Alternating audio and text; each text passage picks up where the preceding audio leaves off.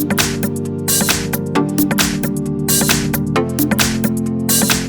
I have General Mobile GM8 Go, and let me show you how to accomplish here changing language on the following device.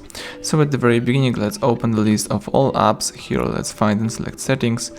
Then from the following list you need to find and select system. Then let's choose language and input right here. From the following list let's tap on languages. And as you can see right now, you are using English from United States, but if you would like to change your language, let's choose add a language. And here you can add the language from the following list. So in my case, let me switch my language from English to Spanish. So let me choose, for example, Espanol right here. And now we need to place Spanish into the first position.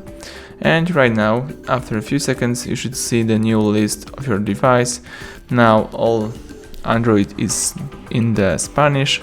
If you would like to go back to previous version to English one, let's choose Configuración, scroll down, choose Sistema, tab idiomas y entradas, tab idiomas again, and place English into the first position.